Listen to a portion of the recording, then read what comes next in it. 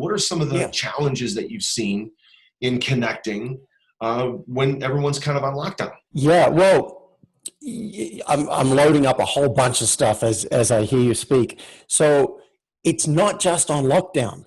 I want to make that point. I think most humans have an issue in deeply connecting with somebody else. I Sure. do. That's how I was raised as an Australian guy in a country town.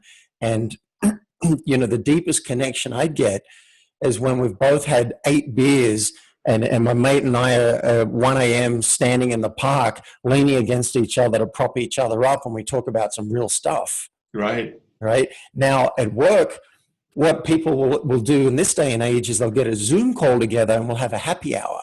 We'll have some Hmm. wine and beer because it'll relax people. And that's great. But it points to, I think we generally have some issues being vulnerable and really connecting. If someone cries in front of you, what most people do is try and get a tissue and try and stop it. Right. Right? There's an opportunity for deep connection, but we're just not trained. So I just want to make the point: it's not just during Zoom. Hmm. During COVID-19, but it is true we can't have the handshake.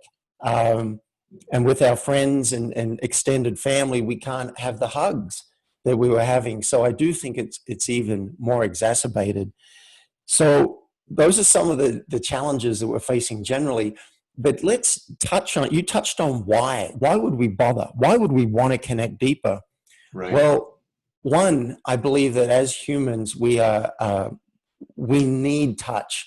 They've found that babies that aren't touched at birth will die. Wow. So we need that touch. We're animals, and we need that connection.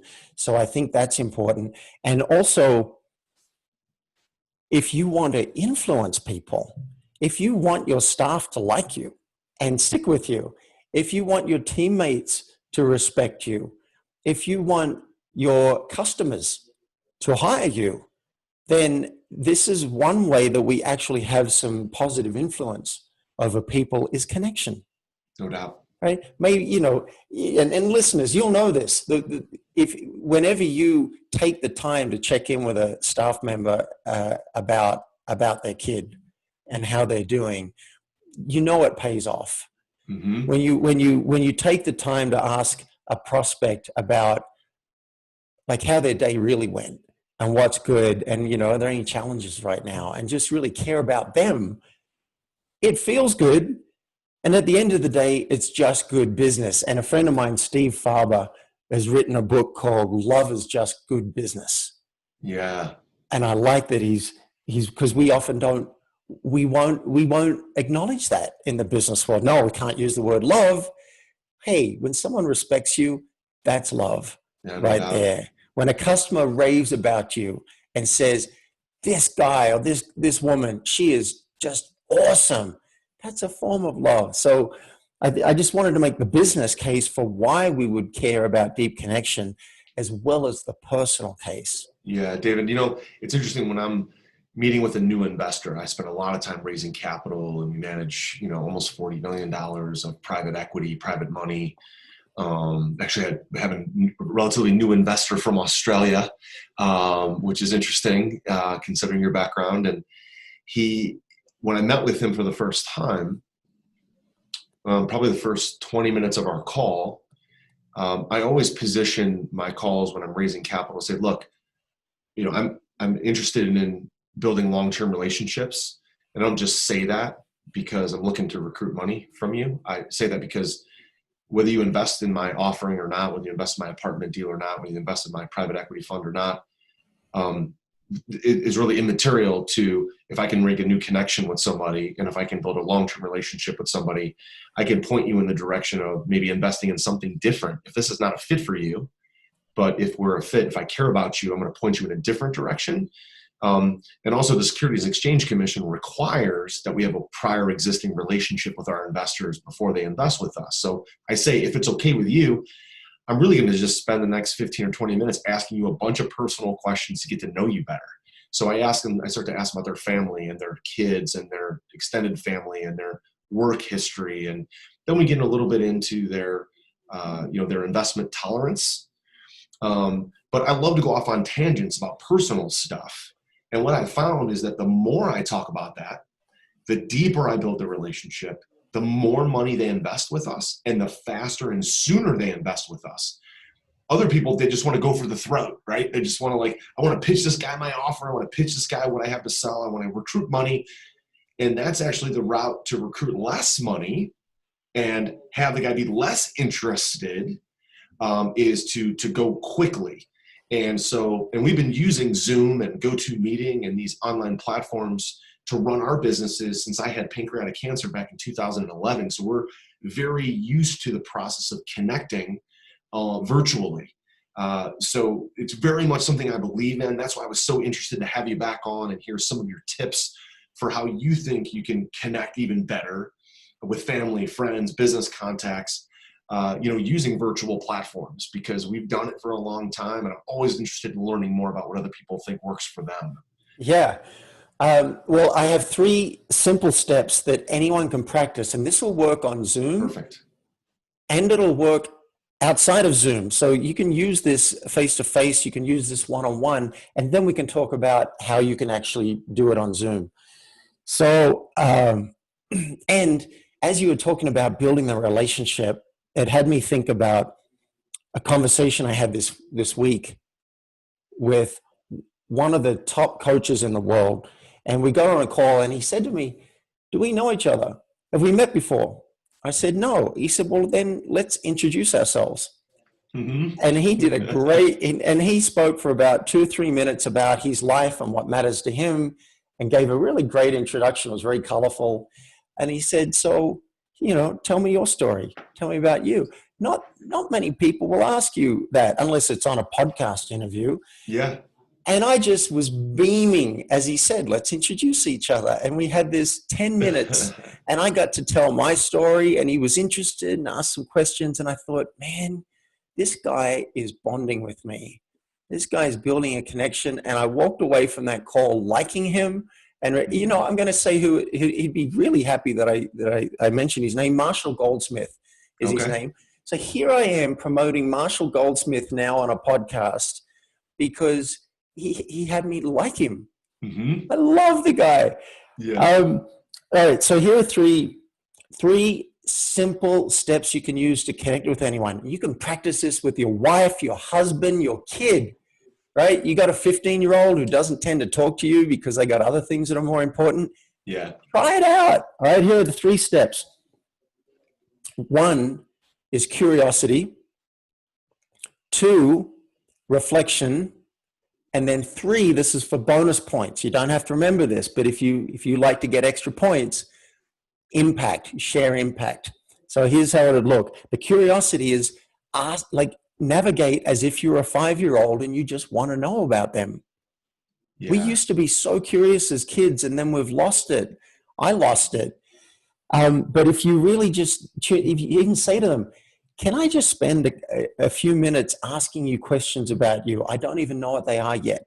I'm just going to see what comes to mind." Yeah. And most people are going to be like, yeah, let's do it. And then ask them some questions like Josh, I'm going to ask you something right now. I don't know what it's going to be. You ready? Yeah, go. All right, let's see. What's put the biggest smile on your face in the last couple of weeks? In the last couple of days, the haircut that I just got. It was actually great, David, to be in the barbershop. Just today is Thursday, I think we're recording. I was in the barbershop on Tuesday night. And the barbershop's just a bunch of dudes, this older Italian guy that owns it, and they're all just talking shop. And I brought my son in there, Dominic, who's 8 years old. He loves to get his hair cut. And his grandfather used to cut his hair. So we go to the barbershop, sort of used to be a bonding family connection time, because it was my father-in-law, me, and my son. So 3 generations hanging out together. And he doesn't cut hair anymore, but Dominic he's very fond of the barbershop. And so to go in there, and Dominic loves to have his hair cut super short. So I get to see the big smile on his face. The owner of the shop, you could tell, the business had been closed for 8 or 10 weeks, and he's reopened and he's happy. He's got customers lined up out the door. And everybody was just really fun. Everybody was really excited to be in the shop, just kind of talking shop. And so just this week, that's probably what put the biggest smile on my face. That was new. You know, my wife makes me smile often, my kids, but something totally different that I hadn't done for almost 2 or 3 months was go to the barber shop. So yeah, So it's you had interesting. this. Thanks for asking, man. I'm smiling just because you asked, right? It's just fun, it's fun to talk about. Yeah, I see that. You seem really lit up, and it sounds like you had like a really amazing father-son experience, and not just father and son, but you've got the guy who's opened up the shop, who's got the new customers in. It sounds like a really uplifting, connecting experience. Yeah, it was, and it gave the barber a huge tip, probably the biggest tip I've ever given to a barber in my life. Because guys, I don't know if he's made any money in the last 8 or 10 weeks. So I just felt good. It felt good to talk to him again and see what was going on with his life, and leave him a big tip. And I hope, I hope that was made him feel good. Made him feel like he was, needed and loved, to some degree. Because it was just, it was good. It just felt good. It felt good to be out of the house, in the car. I had to call ahead because they had a line out the door and kind of take a number and wait. And then they text me back, and, they all had their masks on, and, we're just navigating the thing as best we can. But, yeah, man, it felt good to get a haircut. How about that? Looks like you got a haircut too, huh? Yeah, I do. So hearing you speak, I noticed that I'm beaming, as I see you lit up and you seem so passionate. It's made a difference to my day, because I'm just feeling like I'm feeling good about that. And also, as you paint the picture of the community coming together, that feels uplifting to me during this pandemic. So let's break it down. What just happened between us? Yeah. And we can call this the curiosity game with 3 steps. First thing I did is I asked you a question, and I just tapped in. I just waited, checked in, and I'm like, oh, I noticed a smile on your face. I'm wondering what's had you lit up recently. So I just asked that. It's not the right question. It's just the right question for me at that time. All that matters is that you actually want to know the answer. All right. So that's curiosity. And we can also call that the listening portion, because you spoke. I didn't cut you off. I just listened. I'm like, this is a win. This is great. If we had more time, I might have said, tell me more about it, follow up with a couple of questions. So that's stage 1. And then the second thing I did you notice what I did? And do you remember step 2? I'm testing you now. I'm putting you on the spot.